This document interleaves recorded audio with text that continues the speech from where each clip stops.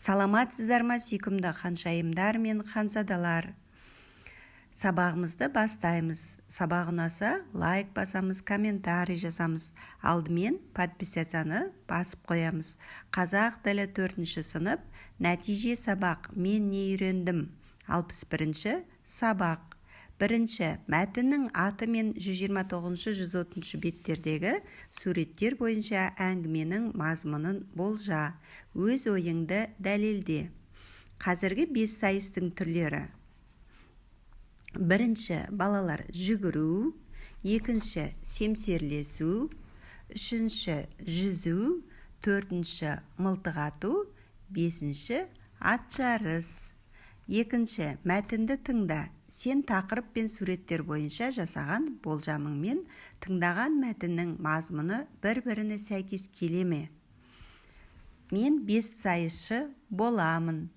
Апасы темірді маңдайынан иіскеп еркелете бауырына қысты. Әлгі мылтығың не, түсіндіріп айтшы, деді ол темірге қарап. Апа, біз бүгін бірінші рет тирде мылтық аттық. Ат спортын қойдың ғой? Жоқ, оған да қатысамын. Мүмкін онда суға жүзуді тоқтататын шығарсың, деді таңдана. Неге? Оны да тастамаймын. Мен Бессайысшы клубына барып жүрмін ғой. Сонда осының бәріне баруға уақытты қайдан табасың? Әр нәрсенің басын бір шаламын деп жүріп, ақырында бәрінен жұрдай боларсың. Оныңды қой, оқуыңды оқы. Спорттың бір түрімен айналыссаң да жетер. Апа, бір әңгіме айтайын, тыңдаңызшы, деді темір қиыла өтініп. Ал айта ғой, деп апасы баласына сынай қарады. Ерте деме, әлде біздің осы заманымызда ма бір жерде соғыс болып жатыпты, деп темір сәл жымия сөйледі. Ол әңгіме айтқанды да жақсы көретін. Сонда әскердің шағын бір тобы жаудың қоршауында қалып қойыпты. Бір офицер атысып, шабысып жүргенде, астындағы аты мерт болып өзі өзеннен малтып өтеді. Одан әрі жаяу жүгіріп, әскердің негізгі тобына хабар жеткізеді. Осыдан кейін спорттың бессайыс деген түрі пайда болыпты. Сенің де сондай болғың келеді ғой шамасы, солай ма? Иә, жарайды балам, талапты ерге нұр жауар деген. Талабыңа жет, деді апасы. Тыңдалған мәтінге өз пікіріңді білдіру үшін сұрақтарды толықтыр. Бірінші, темір неліктен Бессайыс туралы әңгіме айтуға мәжбүр болды? Енді екінші, үшінші жерге сұрақ қоямыз. Екінші сұрақ. Бессайыс түрі қалай пайда болды? Үшінші, әңгімеден соң апасының әсері. Мінеки осы сұрақтарға жауабын дәптерімізге жазамыз.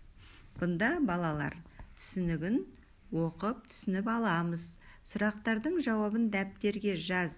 Күрделі сөздердің астын сыз. Үшінші, мәтіннің қай бөлігінде негізгі ой тұжырымдалған? Осы ой бөлігін тауып жаз. Яғни мәтіннің негізгі тұжырымдалған жері ол жарайды балам, талапты ерге нұр жауар, талабыңа жет деген сөз. Төртінші, оқы. Алматы қаласында қазіргі Бессайыстан әлем кубогының финалдық бәсекесі өтті. Елімізде бұл доданың өтуі Қазақстанның спорт әлеміндегі абыройын арттыра түсті. Финалдық бәсекеге 23 елдің спортшылары қатысты. Оңтүстік Корея, Германия, Венгрия құрамалары ең мықты үздіктер қатарынан көрінді. Бессайысшылар семсерлесу, суда жүзу, жүгіру, атпен өнер көрсету, лазерлі тапаншамен атудан жарысты. Әлем кубогының финалдық кезеңін Қазспорт арнасы тікелей эфирден көрсетті. Жанкүйерлер тегін кірді. Күрделі сөздері бар сөйлемдерді теріп жаз. Мәтіндегі қай сөйлемдерге көзді ашып жұмғанша тепсе темір үзетін сайдың тасындай тұрақты сөз тіркестерін қатыстыруға болады. Бұнда күрделі сөздер бессайыс, қазспорт және жанкүйер. 5-ші жаттығу. Оқушылар мамандық әлемі тақырыбында кеш ұйымдастырмақшы. Кештің шақыру қағазын жазуға көмектес. Ол үшін шақыру қағазын жазуға арналған төмендегі нұсқаулықты басшылыққа ал. Күрделі сөздерді қолдан. 1. Кімді шақыратыныңды қаратпа сөз арқылы бер. 2. Шақырудың себебін немесе мақсатын жаз. 3. Өтетін орны мен уақытын жаз. 4. Шақырушыны көрсет. Балалар, шақыру билет жазамыз. Құрметті Ардақ апай, сізді мамандық әлемі кешіне шақырамыз. Кеш қызықты ойындармен өтеді.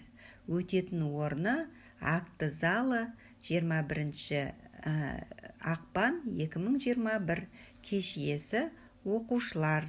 Балалар, бұнда кімді шақыратынымызды, яғни қаратпа сөз арқылы, және шақырудың себебі, мамандық әлемі кешіне шақырамыз деп себебі, оның өтетін орны, күні және шақырушы жазылған. Балалар, түсінбеген жерлеріңіз болса комментарийға жаза кетіңіздер.